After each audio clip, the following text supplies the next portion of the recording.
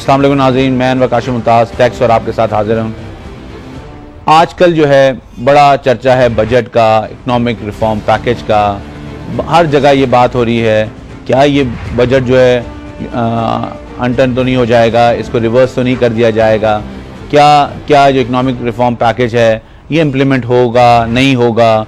लोगों के सवालात हैं कि हम डिक्लेयर करें ना करें। गवर्नमेंट ने अगेन एक अच्छी चीज़ को अनसर्टेनिटी का शिकार कर दिया है और ये जो है हमेशा से एक रवश रही है। 70 साल से पाकिस्तानी जितनी हुकूमतें आई उन्होंने कभी टैक्स के मामलात को सीरियस नहीं लिया। वो समझते हैं कि ये एक गिमिक्स है, एक नंबर गेम है, प्रेस में आके बैठें अनाउंस करें 12 लाख की आमदनी वाले लोगों को एग्जम्पशन है विदाउट थिंकिंग कि जी ये जो है 12 लाख की एग्जम्पशन के बाद 5,20,000 टैक्स पेयर नेट से निकल जाएंगे।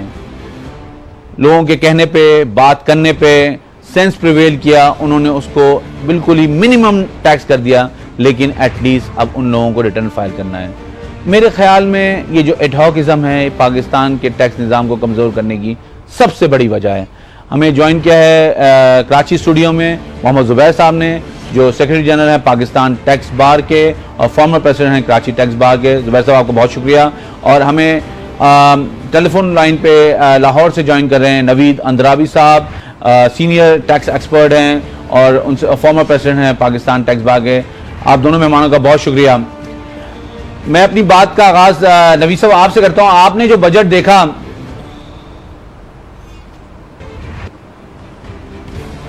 नवीद साहब मेरी आवाज आ रही है आपको? जी अनवर साहब मैं सुन रहा हूँ। जो आपने बजट का डॉक्यूमेंट देखा और आप तो हम पिछले काफी सालों से ये डॉक्यूमेंट देखते रहे, आपको क्या लग रहा है कि ये जो बजट बनाया गया है ये सस्टेनेबल है? गवर्नमेंट को 1 साल का बजट लाना चाहिए था, नहीं लाना चाहिए था, या ये सिर्फ लोगों को दिखाने के लिए का बजट है सिर्फ? अनवर साहब सबसे पहली बात तो ये है कि मैं इस लीगैलिटी और इस कॉन्स्टिट्यूशनैलिटी में नहीं जाना चाहता कि क्या इस हुकूमत को अगले आने वाले साल का बजट देना चाहिए था या नहीं देना चाहिए था, क्योंकि एक ये बड़ा कॉन्स्टिट्यूशनल इशू बन सकता है। मगर मेरी नज़र में इस वक्त जो बजट पेश किया गया है वो ना वो प्रोग्रेसिव आप कह सकते हैं और ना ही आप इसको कह सकते हैं कि ये डेवलपमेंट ऑफ द इकोनॉमी के लिए सूटेबल है। देखिए, सबसे पहली बात यह है कि अभी तक हमारे जो लोग हैं वो ये नहीं समझ पा रहे कि हमने फाइनल टैक्स रजीम में क्या रखना है और मिनिमम टैक्स रजीम में क्या रखना है। कभी आप इंपोर्ट्स को फाइनल में ले जाते हैं, कभी मिनिमम में ले जाते हैं। सारा का सारा दारोमदार विद होल्डिंग ऑफ टैक्सेस के ऊपर है। कोई ना कोई तरीका ढूंढ के हर उस अखराजात को, उस आमदनी को टैक्स नेट में लाने के लिए या अपने काम को कम से कम करने के लिए, ऑटो पे लाने के लिए विद होल्डिंग की प्रोविजंस और जिसका बर्डन दूसरे लोगों के ऊपर डाल के रिकवरी करने का जो कॉन्सेप्ट है वो बहुत आम हो गया है। कम से कम 50 से जायद ऐसी शिकें मौजूद हैं इनकम टैक्स ऑर्डिनेंस और सेल्स टैक्स में जो कहती हैं कि लोगों का टैक्स काट के तीसरा आदमी नवीद साहब इसका मतलब ये हुआ कि कोई नई रविश, मतलब ये पुरानी रविश लेके चल रहे हैं, कोई नई चीज नहीं है गवर्नमेंट ने, ये एक प्लस माइनस का गेम है सारा? जी बिल्कुल, आपने जो स्टार्ट में अपने इंट्रोडक्शन में फरमाया ये सिर्फ और सिर्फ प्लस माइनस का गेम है। और इस वक्त तो खास तौर पे ये नजर आ रहा है कि देखिए मैंने ये काम किया, उन्होंने ये काम नहीं किया, हम ये कर रहे हैं और वो नहीं कर रहे। सबसे ज्यादा इंपॉर्टेंट बात है कि एफबीआर के पास जो सलाहियत है टैक्स लगाने की वो क्या है? क्या आपके पास जो इंफॉर्मेशन अवेलेबल है उसमें टैक्स गुजार का नेट बढ़ाएं, या कि आप हर उस चीज के ऊपर टैक्स लगा दें जिससे आपकी सहूलत हो जाए? यानी कि अभी आप देख लीजिए कि क्रेडिट कार्ड अगर आप इस्तेमाल करेंगे तो उसके ऊपर आपको टैक्स होगा। ये डॉक्यूमेंटेड आइटम्स हैं जिसके आपके सामने अवेलेबल है, आप उठाइए और उसको टैक्स कीजिए। मतलब आपने एफर्ट नहीं करना, लोगों पे बर्डन बढ़ा देना है। नवीद साहब मैं आपसे बात करता हूँ, मैं स्टूडियो में ज्वाइन किया हुआ जुबैर साहब ने जो जनरल सेक्रेटरी है पाकिस्तान टैक्स बार के। जुबैर साहब आपने बजट देखा, आप भी पिछले काफी सालों से बजट इस एक्टिविटी में इन्वॉल्व हैं कि फाइनेंस बिल आता है और उसको रिव्यू किया जाता है, उस पर कमेंट बनाए जाते हैं, तो आप और आपके मेंबरान जो है कैसे देख रहे हैं इस बजट को? क्या आपकी क्या राय है इस बारे में? शुक्रिया अनवर साहब। एक्चुअली इस साल बजट हमने कुछ दोस्तों ने साथ बैठ के सुना था और उस वक्त हमने जब बजट स्पीच सुनी तो उस वक्त तो सारे रिलीफ मेजर्स ही उन्होंने सुनाए। बाद में हमने जब बजट फाइनेंस बिल आया तो पता चला कि उसमें तो बहुत सारी चीज़ें और भी हैं जो कि, और मेरा ये कहना है कि गवर्नमेंट नॉन फाइलर्स से जो टैक्स लेके उनको सर्वाइवल में गवर्नमेंट खुश हो रही है और वो ब्रॉडनिंग की तरफ इतना नहीं जा रही, और नॉन फाइलर्स का टैक्स वो वसूल करके वो खुश है। जैसे कि अंद्रावी साहब ने कहा कि बाहर पेमेंट भेजते हैं क्रेडिट कार्ड के थ्रू, तो उसमें मैं समझता हूँ कि उसमें फाइलर्स को तो निकाल देना चाहिए। फाइलर्स का उसमें, वो फाइलर तो ऑलरेडी डॉक्यूमेंटेड इकोनॉमी में आता है, नॉन फाइलर के अकाउंट्स मेंटेन होते हैं, उनके क्रेडिट कार्ड्स हैं।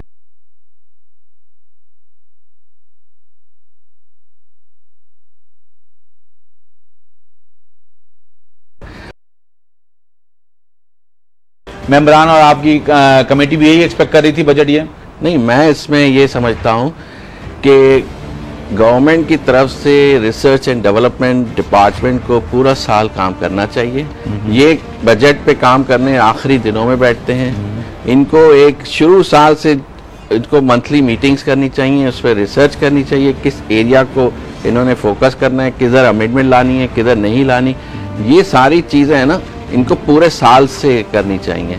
और ये आखिरी आपके ख्याल में ग्राउंड वर्क प्रॉपर होना चाहिए तो चीजें बेहतर होंगी। नबी साहब, ये आपने देखा कि गवर्नमेंट ने अनाउंस किया है कि 5 साल में कॉर्पोरेट टैक्स कम कर देंगे, सुपर टैक्स को 3 साल में ले गए, जबकि कोर्ट के मुख्तलिफ फैसले भी आ रहे हैं जिसमें सुपर टैक्स को बाज़ जगह तो उन्होंने कहा है कि प्रॉपरली लेजिस्लेट नहीं किया गया। तो आपकी क्या राय है? हुकूमत अपनी जिद पे अड़ी हुई है इस बात बारे में? देखिए अनवर साहब, सब लोगों का मुतालबा तो यही था, टैक्स गुजार, ये बड़े बड़े टैक्स गुजारों के ऊपर था कि सुपर टैक्स लगाया जाए, और ये 1 साल के लिए आया था जिसको हमने अब खींच के 5 साल का कर दिया। 15 से लेके अब हम 20 तक चले गए हैं। चले वो अब इसमें सिर्फ ये समझ में आ रही है कि शायद ये इसमें डिक्लाइनिंग ट्रेंड का टैक्स रेट आएगा तो उसकी वजह से काम हो जाएगा, मगर ये ख़त्म हो जाना चाहिए था। 1 साल के लिए आया था, जो इंटरनली डिस्प्लेस्ड पर्सन के लिए ये लगाया जा रहा था। तो हम समझते हैं ठीक है, आप एक दफा कंट्रीब्यूशन कर लीजिए, मतलब आप साल ब साल हर गाय पर, मगर आपने इसको एक रेवेन्यू जनरेटिंग मेजर बना लिया है। इसके ऊपर अभी एक सवाल उठना है कि क्या ये मनी बिल के थ्रू लग सकता था या नहीं लग सकता था।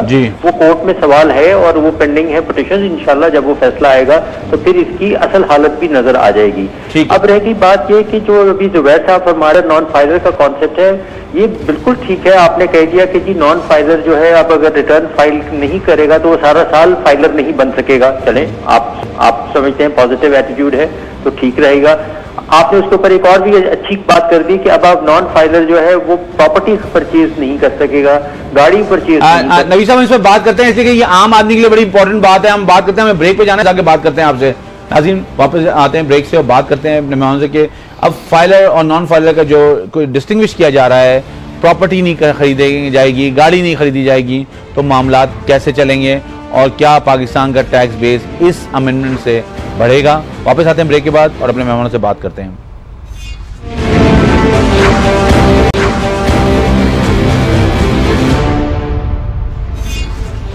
नाज़रीन, ब्रेक पे जाने से पहले बात कर रहे थे नवीद अंद्रावी साहब के ये नॉन फाइलर और फाइलर को जो डिस्टिंग्विश किया गया है, और जो अब इस वक्त अमेंडमेंट आई है कि नॉन फाइलर जो है वो प्रॉपर्टी और कार नहीं ले सकते। हम इससे बात करेंगे जुबैर साहब से।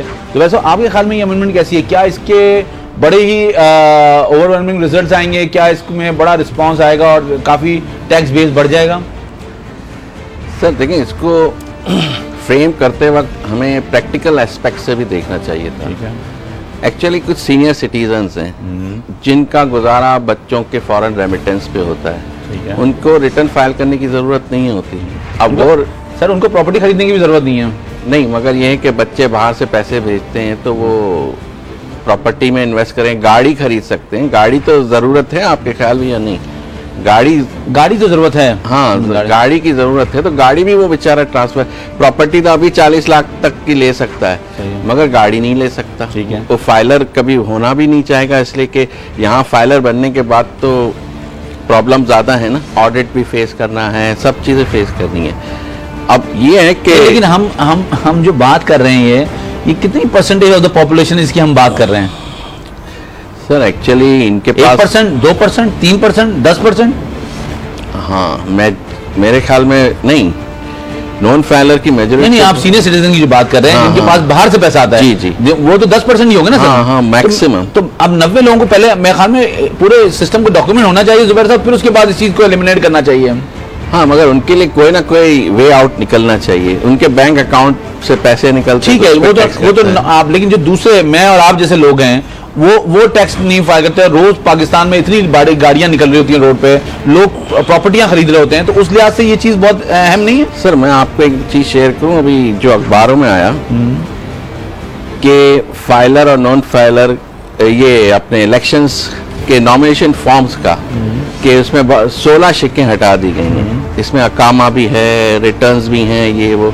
तो उधर उन्होंने एक्चुअली देखें, एक आम आदमी के लिए फाइलर नॉन फाइलर का उन्होंने कॉन्सेप्ट डेवलप कर दिया, सही है। मगर एक इलेक्शन में खड़ा होने के लिए फाइलर नॉन फाइलर का कॉलम नहीं है। ठीक है, तो आपके ख्याल में वहां भी होना चाहिए? मेरे ख्याल में वहां भी होना चाहिए। नबी साहब, जुबैर साहब ये कह रहे हैं कि जो फाइलर और नॉन फाइलर का जो डिस्टिंग्विश किया गया है या जो एक बर्डन बढ़ाया गया है वो आम आदमी के लिए है। लोग जो असेंबली में जा रहे हैं, क्योंकि इलेक्शन आपको पता है अराउंड द कॉर्नर है, तो उनके लिए ये कॉन्सेप्ट भी इंट्रोड्यूस करना चाहिए। आपका क्या ख्याल है इस बारे में? देखिए अहमद साहब, इसमें प्रैक्टिकल इश्यूज हो सकते हैं। एक इलेक्शन वाला कह सकता है, नॉर्मली हमारे पास इसका भी है, वो कह सकता है कि जी मैं एग्रीकल्चरिस्ट हूँ और मैं इनकम टैक्स का फाइलर नहीं हो सकता, तो मुझे जरूरत नहीं है। सही है। तो फिर आप उसकी उस चीज को कि वो इलेक्शन नहीं लड़ सकता क्योंकि वो एफबीआर में फाइलर नॉन फाइलर नहीं है, क्योंकि उसकी आमदनी वहां होनी चाहिए। तो मैं इससे अग्री शायद ना कर पाऊं, मगर generally by and large this is a very good proposition कि फाइलर के लिए गाड़ी खरीदना, एसेट खरीदना बहुत जरूरी होगा और अच्छा होगा। नॉन फाइलर को आप रोक दें, मगर हमारे पास इसके बहुत सारे, आप गाड़ी की बात करते हैं तो हमारे पास लीजिंग है। तो आप बैंक के पास जाएं और उससे लीज करवा लें गाड़ी, और वो आपको बैंक के नाम पे गाड़ी होगी, वो गाड़ी चलाता जाएगा, बात खत्म हो गई। तो अभी आप ले लीजिए, गाड़ी खरीद लें जाके बैंक से जी, और आप गाड़ी बैंक के नाम पे होगी और वो लीज कराते हुए चलता जाएगा, खत्म होगी बात। जब लीज खत्म होगी तो गाड़ी उसके नाम पे। लेकिन नबी साहब, बेसिकली देखें, बैंक से इंफॉर्मेशन आना तो बहुत आसान काम है, लेकिन बैंक कहता है कि जी हमारा क्लाइंटेल जो है ना इंफॉर्मेशन देने की वजह से कम हो रहा है। तो ये जो मुझे समझ में नहीं आता, दुनिया भर में जितनी डेवलप कंट्रीज हैं वहां पे डेटा ऑटोमेटिकली शेयर हो जाता है between the IRS, revenue authority और द बैंक। हमारे यहाँ एक बहुत बड़ा मसला बनाया हुआ है इसको। सर ये मसला बिल्कुल नहीं है। देखिए बैंक का जो मौकफ है वो ये कहते हैं कि आप इनकम टैक्स ऑर्डिनेंस में या किसी और कानून में तरमीम ना कीजिए, आप बैंकिंग कंपनीज ऑर्डिनेंस में तरमीम कर दीजिए। ठीक है। और इस वक्त स्टेट बैंक रेगुलेटर है, उसके साथ बैंक का तमाम डेटा शेयर हो रहा है। इसमें मैं आपको बहुत बारसूख से राय से बता रहा हूँ कि तमाम डेटा हो रहा है। और मैं इससे भी आगे चला जाता हूँ कि शायद एफबीआर को इसकी जरूरत नहीं है। तमाम प्रॉपर्टी की बाइंग सेलिंग के ऊपर बायर सेलर का डेटा एफबीआर के पास in the shape of withholding tax जा रहा है। ठीक है। तो गाड़ी की बाइंग सेलिंग के ऊपर, ट्रांसफर के ऊपर टैक्स कट रहा है, उसका डेटा जा रहा है, तो ये इसकी जरूरत नहीं है। ठीक है। जरूरत अपने डेटा को चेक करने की है, बैंकों के ऊपर वजन डालने की जरूरत नहीं है, रेगुलेटर्स के ऊपर वजन डालने की जरूरत नहीं है, अपना घर संवारने की जरूरत है। ठीक है साहब। जुबैर साहब, ये जो स्टेटमेंट की हम बात करते हैं, स्टेटमेंट देखते हैं कि 165 का स्टेटमेंट फाइल होता है, अब और उस पर मॉनिटरिंग होती है, पूरी एक प्रोसीडिंग आप पूरी चल रही होती है। तो उस प्रोसीडिंग में आप देखते हैं तो आपको ये नजर आता है कि एक ऑडिट हो रहा है पूरा, बुक्स भी मांगी जाती हैं, ऑडिट अकाउंट्स भी मांगे जाते हैं, डिटेल्स भी मांगी जाती हैं खर्चों से रिलेटेड। तो आपके ख्याल में क्या जो सेल टैक्स में एक मैकेनिज्म इंट्रोड्यूस हुआ है, वो मैकेनिज्म जो है वो यहाँ भी आ सकता है कि वो इंटीग्रेटेड हो जाए, मैचिंग हो जाए टैक्स डिडक्शन की, और फिर वो मॉनिटरिंग का कॉन्सेप्ट या नोटिस इशू करने की जरूरत नहीं पड़े? सर ये सिस्टम तो इनके पास ऑलरेडी डेवलप्ड है और ये इसको इम्प्लीमेंट नहीं कर रहे हैं एक्चुअली। देखें ना, आप अब नोटिस आता है मॉनिटरिंग का, तो उसमें आपसे मंथली स्टेटमेंट भी मांग रहे होते हैं। मंथली स्टेटमेंट ऑनलाइन फाइल हुए होते हैं, फिर उसकी जरूरत नहीं होनी चाहिए। रिटर्न ऑफ इनकम मांगते हैं, रिटर्न ऑफ इनकम फाइल हुआ होता है। विथहोल्डिंग के हवाले से सर दो सेगमेंट्स हैं, एक वो लोग हैं जिनके टैक्स कटते हैं, एक वो लोग हैं जिनको आप एक ब्लॉक में डाल देते हैं। वो जो असल मेरे ख्याल में ग्रे एरिया या ब्लैक एरिया, वो लोग हैं जिनका टैक्स नहीं कटा, तो वो उनको कैसे अनर्थ किया जाएगा? इसके बारे में आपके पास कोई प्रपोजल है? नहीं, उनके साथ तो ये है कि एग्जामिशन सर्टिफिकेट्स होती हैं, जैसे कोई एग्जामिशन सर्टिफिकेट, तो ये उसका तो उनके पास वो होता ही नहीं है कोई मैकेनिज्म चेक करने का। ठीक है, ये सिस्टम बेस्ड है। सिस्टम में एक एग्जामिशन सर्टिफिकेट आई हुई है। कमर्शियल इंपोर्टर्स हैं तो वो अंडरटेकिंग्स देते हैं, तो उनको हम एक ब्लॉक में डालते हैं। कमर्शियल इंपोर्टर है तो उसका उनके पास मेरे ख्याल में कुछ लोग ब्लो थ्रेशोल्ड भी हैं जिसकी अमेंडमेंट करके उन्होंने इस वक्त थ्रेशोल्ड बढ़ा दिया है। मेरे ख्याल में 75,000 कर दिया है और उसको जो है 30,000 कर दिया है। तो ये जो थ्रेशोल्ड बढ़ाया है इससे नीचे भी लोग जो होंगे जिनकी जरूरत नहीं होगी कि वो टैक्स उनका काटा जाए, उससे नीचे तो जरूरत होगी नहीं, इसलिए कि वो पहले थ्रेशोल्ड था 25,000 और 10,000 सप्लाईज के लिए 25,000। तो आपके ख्याल में ये खुशाइन अमेंडमेंट है? ये टू द एक्सटेंट कि अब 25,000 रुपये 30,000 और 75,000 रुपये अब बहुत ही, लेकिन पाकिस्तान जैसी इकोनॉमी में जहां पे आप 75,000 की 4 इनवॉइसेस दे देंगे तो फिर तो ये हाल में एक तरह से लिमिट जो है ये सही नहीं है। इसलिए कि देखें, बात ये है कि आप भी और मैं भी रोज ये फेस कर रहे होते हैं कि अगर एक सप्लायर है उसने 4 इनवॉइसेस दे दी हैं और वो विदहोल्डिंग नहीं हो रही तो उसको कोई पकड़ ही नहीं सकता है। उनको एक साल के अंदर देखते हैं ना, वो एक साल के अंदर मुख्तलिफ नामों से लेनी होंगी 4 इनवॉइसेस। जी हाँ, आपको पता है यहाँ पे ग्राउंड पे ये हो रहा है, ये हो रहा है, ये ग्राउंड रियलिटी है। जब तक कि ये ब्रॉडनिंग पे सही तरीके से काम नहीं करेंगे जब तक, और ये हमारा पाकिस्तान टैक्स बार का भी इनसे यही मुतालबा था कि नॉन फाइलर्स के लिए टैक्स रेट बढ़ाएं, फाइलर्स के लिए कम कराएं। अच्छा, मुझे ये समझ में नहीं आता कि हुकूमत का भी मुतालबा ख्वाहिश यही होती है, चैम्बर्स के मुतालबा भी यही होता है, टैक्स बार का मुतालबा भी यही होता है, लेकिन 70 साल में पाकिस्तान टैक्स बेस नहीं बढ़ के दे रहा। नबी साहब, आपको इस बारे में क्या ख्याल है? देखिए अनवर साहब, मैं फिर से वही कहूंगा और जुबैर साहब की बात को बढ़ाऊंगा, नॉन फाइलर के लिए नहीं सर, मैं दूसरी तरफ आ रहा हूँ। जुबैर साहब ने बात की, मैं कह रहा हूँ हुकूमत की ख्वाहिश भी होती है टैक्स बढ़े, हर हुकूमत की, मैं एक हुकूमत की बात नहीं कर रहा। जितनी चैम्बर्स हैं, जितनी ट्रेड बॉडी है, वो भी उनका मुतालबा भी होता है टैक्स बेस बढ़े। जितने प्रोफेशनल बॉडी है, टैक्स बार है, आई कैब है, उनका मुतालबा भी होता है। पाकिस्तान का टैक्स बेस बढ़ के नहीं दिया है, ये कौन सी ऐसी चीज है? देखिए उसमें हमारे पास, मैं ये इसको इस तरह से लेके चलूंगा कि अभी भी आप देख लीजिए कि आपके पास जो इस वक्त छूट मिली है, आपको बोनस शेयर्स के ऊपर छूट मिल गई जी, सिक्योरिटीज एक्सचेंज कमीशन यानी जो आपकी स्टॉक एक्सचेंजेस है उसके ऊपर छूट मिल गई आपको जी। तो ये क्यों हुआ फिर? नहीं देखिए नबी साहब, देखिए असल में जो, देखिए मैंने हमेशा ये बात की है कि एग्रीकल्चर एक बहुत बड़ा सेगमेंट है, लेकिन पाकिस्तान की ट्रेडिंग एक्टिविटी जो है ना वो गेज नहीं हो रही है। इसलिए कि वो जो हमारे वेस्टेड इंटरेस्ट है वो ट्रेडर्स को हाथ नहीं लगाना चाहते जी। ट्रेडर्स के लिए इम्यूनिटी आती है जी, हाँ, फिर किसी एक क्लास के लिए इम्यूनिटी आ जाती है जी, फिर फॉरेन एसेट्स के लिए इम्यूनिटी आ जाती है। तो हम पहले अपने आप को घर को सीधा कर लें, हमारे पास डेटा अवेलेबल है, FBR उस डेटा के ऊपर मुतहर्रिक होके काम करे, जो उसमें शामिल है उससे पूछ तो लें एक दफा आप बाद में, उसके बाद आप टैक्स देखिए। अगर आप एक दफा ये इस काम को कर लें कि जो आपके पास डेटा है उनको एक दफा नोटिस डाल के पूछ लीजिए कि आपकी आमदनी कहाँ से आई, बात खत्म हो जाएगी। वो एक बेसिकली जनरल प्रिंसिपल एक इवॉल्व कर रहा है, वो ये कहता है कि जी अगर आपकी ट्रांजैक्शन डॉक्यूमेंटेड है तो उसमें विदहोल्डिंग है टैक्स जो है ना आप हटा दें, और जो अनडॉक्यूमेंटेड जो ट्रांजैक्शन है उन पर विदहोल्डिंग है बढ़ा दें। आप क्या ख्याल है, ये प्रिंसिपल अप्लाई करना चाहिए? देखिए जो प्रिंसिपल यही है, विदहोल्डिंग का प्रिंसिपल ही यही था कि आपने अनडॉक्यूमेंटेड इकोनॉमी को डॉक्यूमेंट करने के लिए ये तरीकाकार अपनाया था, मगर जहां पे डॉक्यूमेंट हो चुका है उसको ऊपर आप टैक्स लगाएंगे तो फिर वो कैसे होगा? चले हमने ये भी मान लिया कि आपके पास प्रॉपर्टी का अनडॉक्यूमेंटेड सेक्टर था, अभी आपके पास चीजें नहीं आ रही थी क्योंकि वो प्रोविंशियल सब्जेक्ट था या अथॉरिटीज के पास सब्जेक्ट था, मगर अब तो आपके पास एक विदहोल्डिंग की प्रोविजन के साथ दोनों का डाटा अवेलेबल है आपके पास, आपका गाड़ी के बाइंग सेलिंग का डाटा अवेलेबल है, फिर भी आप मैच नहीं कर पा रहे हैं, फिर भी आप मैच नहीं कर पा रहे हैं। अब आपके पास बैंकिंग में, अब बैंक की आपने बात की थी कि जी बैंक इंफॉर्मेशन नहीं दे रहे, आप बैंक को अभी नोटिस दीजिए कि मुझे 176 में अनवर काशिफ की, नवेद अंद्रावी की, जुबैर साहब की बैंक स्टेटमेंट दे दें, वो आपको देंगे। हमें तो FBI नोटिस दे देगा कल, लेकिन ये कि बैंक तो नहीं देगा, FBI नोटिस दे देगा। लेकिन जुबैर साहब, ये जो बिल्डर्स और डेवलपर्स को इन्होंने विदहोल्डिंग एजेंट बनाया है, वो आपके ख्याल में ये कैसा, ये आप कैसे इसको देखते हैं?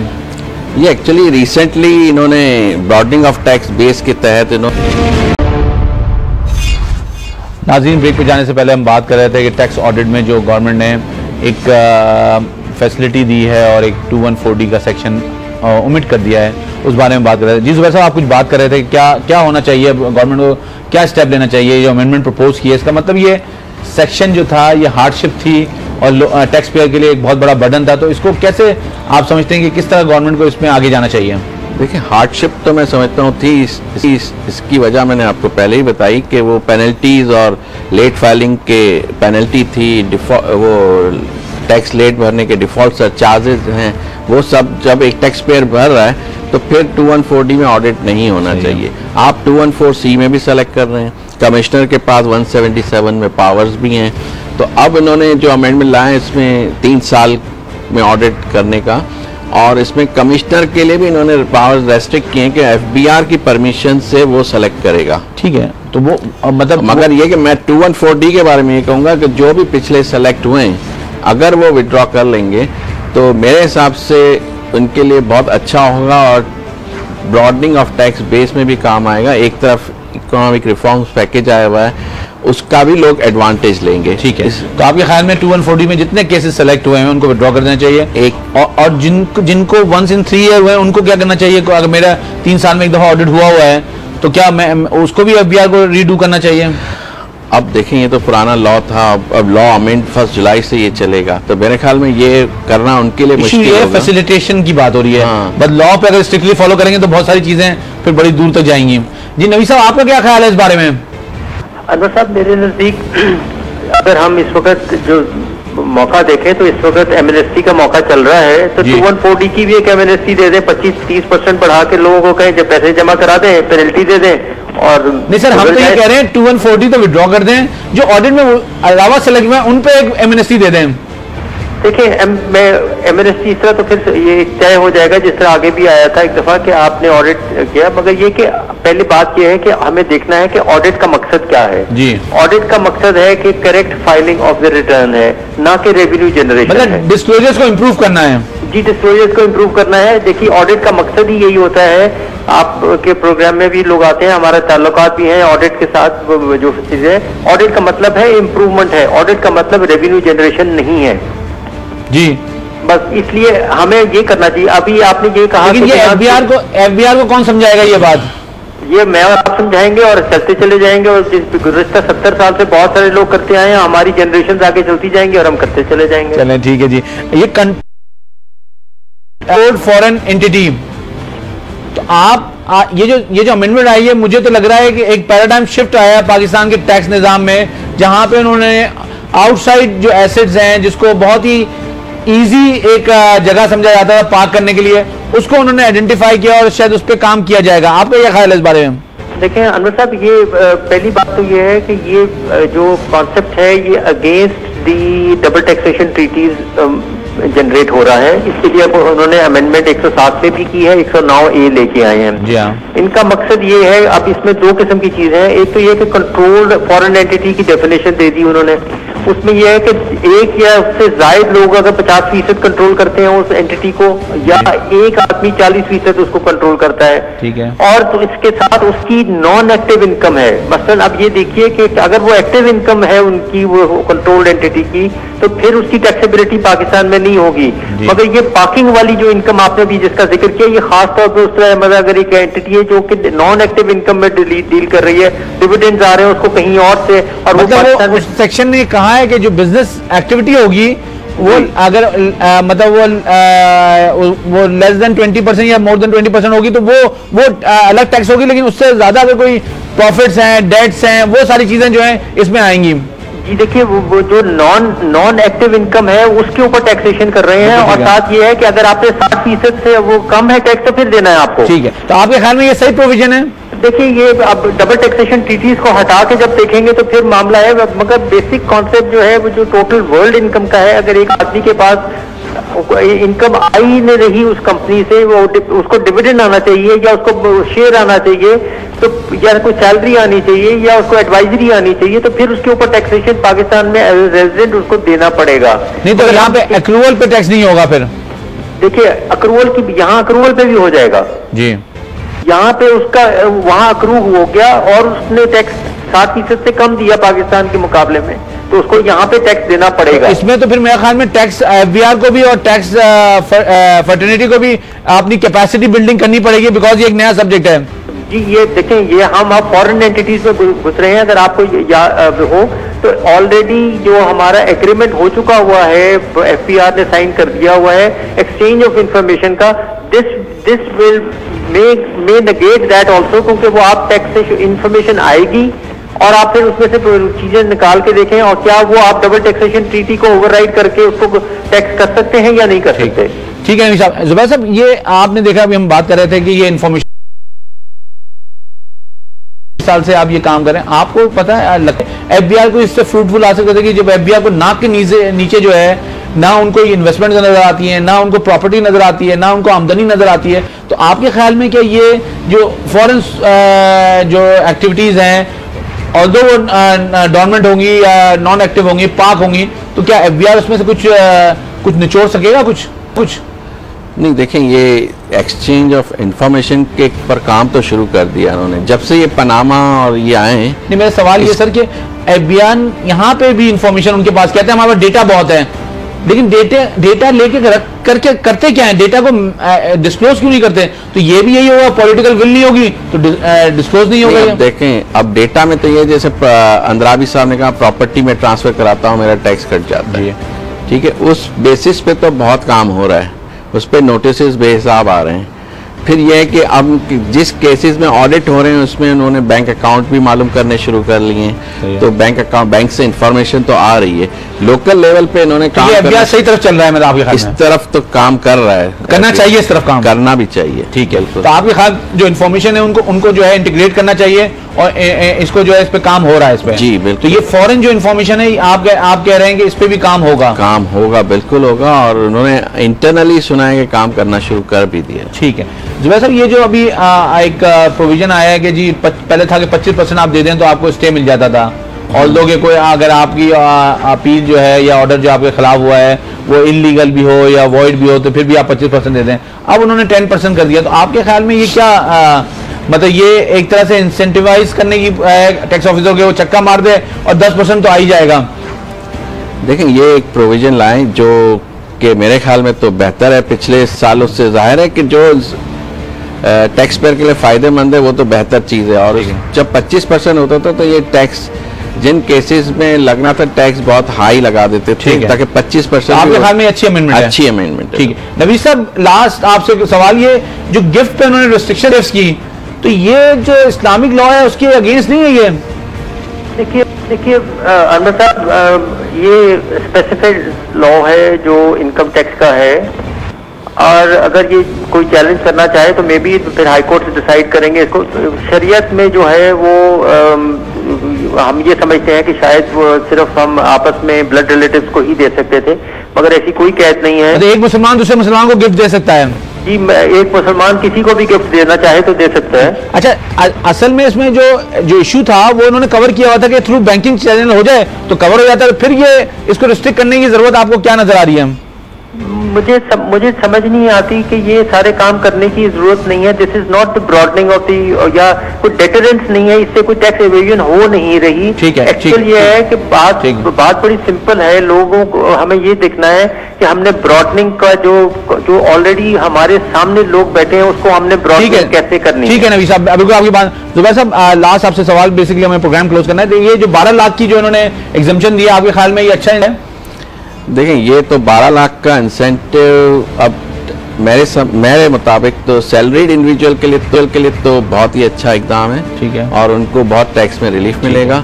मगर बिजनेस पॉइंट ऑफ व्यू से मैं देखता हूँ, अगर किसी की 12 लाख इनकम है तो उसका टर्नओवर नेचुरली 10 मिलियन से अबव होगा। ठीक है, और 10 मिलियन से अबव होता है तो उसको मिनिमम टैक्स 7% देना है, 1.25। ठीक है, तो मेरे ख्याल में उनको बिजनेस कम्युनिटी को अगर इस ब्रैकेट में आ जाते हैं ना तो कोई ज्यादा फर्क नहीं पड़ेगा। ठीक है, बहुत शुक्रिया जुबैर साहब। नाज़रीन, अज़ान की आमद है, रहमत की बारिश होने है, लोग ज़कात, लोग सदक़ात देंगे, लोगों के दरवाजे जो खुल जाएंगे लोगों के लिए, लेकिन ज़रूरत इस बात की है कि तालीम, सेहत और सफरी निज़ाम हुकूमत के पास रहे, और ये कैसे रहेगा? जब आप टैक्स देंगे। टैक्स एक कौमी फरीज़ा है और इसको कौमी फरीज़ा समझ के दें। और मैं इस बात पे अपनी बात ख़त्म कर रहा हूँ, क्योंकि हमारे ये आज सेशन का लास्ट प्रोग्राम है। हम रमज़ान के बाद दोबारा फिर अपने प्रोग्राम को शुरू करेंगे कि नो रिप्रेजेंटेशन विदाउट टैक्सेशन। इस बात के साथ मुझे इजाज़त दी है। अल्लाह हाफ़िज़।